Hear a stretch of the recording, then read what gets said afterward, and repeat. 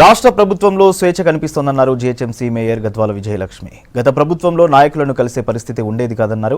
నాయకులు కార్పొరేటర్లను కలుపుకుని నగర అభివృద్ధికి కృషి చేస్తామన్నారు.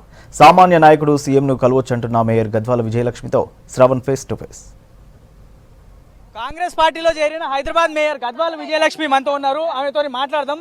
మేడం, మొత్తం కాంగ్రెస్ పార్టీలో జాయిన్ అయ్యారు, ఎట్లా ఉంది? సీఎం కూడా మీ ఇంటికి వచ్చినారు, మీతో మాట్లాడినారు, డిన్నర్ కూడా చేసినట్టున్నారు. చాలా సంతోషంగా ఉంది. ఇవాళ మా కార్యకర్తలు చూస్తున్నారా ఎంత సంతోషంగా ఉన్నారు. వాళ్ళందరూ కూడా నాతో, నా బంజారాస్ డివిజన్ వాళ్ళందరూ కూడా వన్ సైడెడ్ గా, అంటే నేను ఎక్కడికి వెళ్తే అక్కడ ఉంటాము అనేసి ఇవాళ మా కార్యకర్తలు కూడా అందరు చూస్తున్నట్టయితే చాలా సంతోషంగా ఉన్నారు.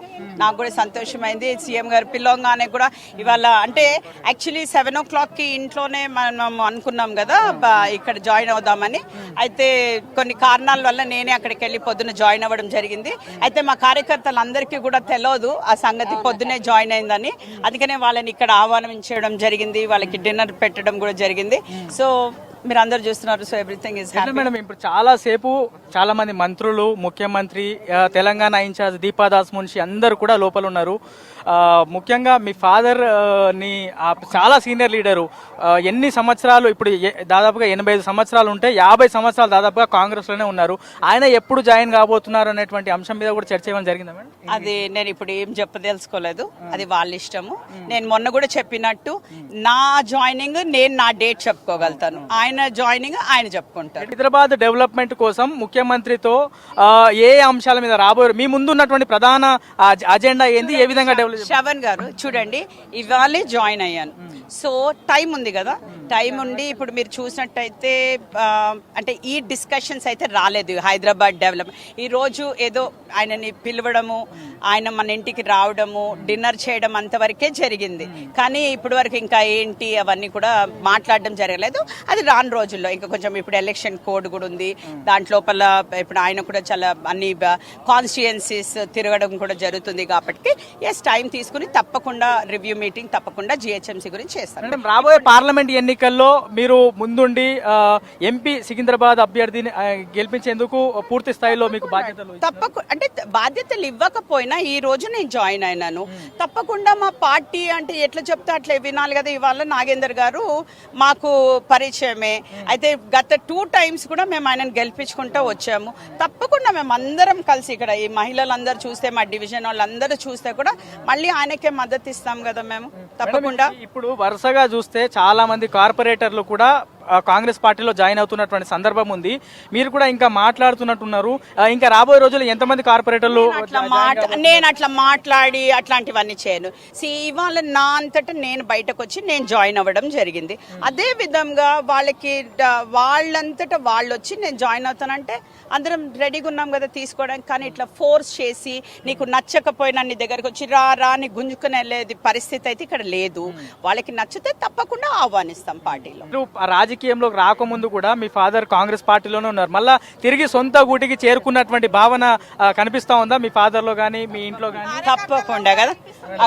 ఇక్కడ అందరు కాంగ్రెస్ వాళ్ళు, వీళ్ళందరూ మళ్ళీ ఎందుకంటే వీళ్ళందరూ కూడా ఈ Banjara hills division actually Congress కంచుకోట అనేవాళ్ళు. నేను వచ్చాక అంటే వన్ సైడెడ్ వీళ్ళందరూ కూడా బీఆర్ఎస్ లో జాయిన్ అవ్వడం జరిగింది.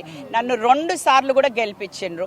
మళ్ళా వాళ్ళందరూ మా కార్యకర్తలు ఈ రోజు చూసి అందరు ముఖాల్లో మళ్ళీ కాంగ్రెస్ అంటే మళ్ళీ ఈ బంజారా హిల్స్ గడ్డ మళ్ళీ కాంగ్రెస్ కోట కావాలి, ఖైరతాబాద్ మళ్ళీ కాంగ్రెస్ జెండా ఎగిరేయాలని వాళ్ళు అనుకుంటున్నారు. ఈ రోజుల్లోనే అంటే ఇప్పుడు సడన్ గా నెక్స్ట్ ఉన్నది మీ ముందు టార్గెట్ పార్లమెంట్ ఎన్నికలు, మళ్ళీ 2 సంవత్సరాలు అయితే మళ్ళీ జిహెచ్ఎంసీ ఎన్నికలు రాబోతున్నాయి. ఏమన్నా ప్లాన్ చేసుకొని ఉన్నారా ఇప్పటి నుంచి? అట్లేం లేదండి, అట్లా అవన్నీ ప్లాన్ చేసుకోలేదు.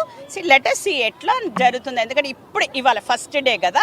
సో రాను రోజుల్లో మా కార్యకర్తలతో మాట్లాడడం కానీ, ఈ క్యాన్వసింగ్ నాగేందర్ గారు క్యాండిడేట్ కాబట్టి ఆయనకు మద్దతు పలుకుతూ ఈ ఖైరతాబాద్ లో ఫస్ట్ మేము అంటే సికింద్రాబాద్ కాన్స్టిట్యుయెన్సీని గెలిపించుకోవడం మా మీద పెద్ద బాధ్యత. అదందరం కూడా మేము కష్టపడి కూడా ఆయనను గెలిపించుకునే ప్రయత్నం అయితే తప్పకుండా చేస్తాం.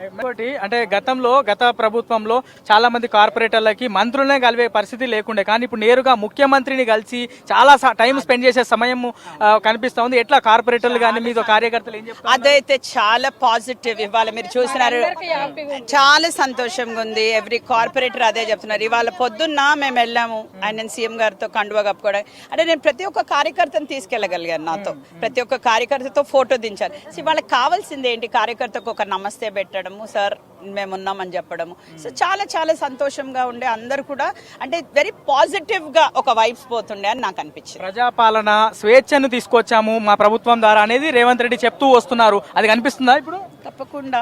ఇప్పుడు నేను ఇవాళ స్టార్ట్ అయ్యాను శ్రవణ్ గారు, ఇంకా ఇంకా కనిపించాలి. దాని తర్వాత ఎక్కువ మాట్లాడదాం, ఎందుకంటే ఇవాళ ఫస్ట్ డే కదా, దాని తర్వాత మళ్ళీ మాట్లాడదాం. ఫైనల్ క్వశ్చన్, హైదరాబాద్ నగర వాసులకు ఏం చెప్పదలుచుకున్నారు? అదే మళ్ళా కాంగ్రెస్ పార్టీలో జాయిన్ అయ్యారు, ఏ విధంగా డెవలప్ చేయబోతున్నారు అనేటువంటి డౌట్స్ ఉంటా ఉండే, వాళ్ళకి ఏం చెప్తారు మేడం?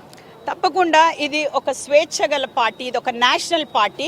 నేషనల్ పార్టీ లోపల ఎవ్వరికి కూడా అంటే మనకి మాట్లాడే అంటే ఒక డెమోక్రటిక్ కంట్రీ లోపల, ఒక డెమోక్రటిక్ దీంట్ లోపల ఎవ్రీబడికి ఆ స్వేచ్ఛ ఉంటుంది. మన లోపల ఏముందో అది చెప్పుకున్నారు. అంటే ఐఎమ్ ఫీలింగ్ అందరికీ కూడా ఒక స్వేచ్ఛ వచ్చింది. అంటే ఇవాళ ఇప్పుడు డైరెక్ట్ ఇప్పుడు మీరు రేవంత్ రెడ్డి గారు అందరూ డైరెక్ట్ రేవంత్ అన్న అంటే ఇంత మేము ఓన్ చేసుకున్నట్టు, అంటే మా ఓన్ అన్నట్టు ఫీల్ అవుతున్నారు అందరు కూడా. ఇవాళ అందరూ కూడా రేవంత్ అన్న మంచి చేతులు వేసుకుంటున్నారు, ఆయన కూడా ఇది చేసుకున్నారు. అంటే it is like a family.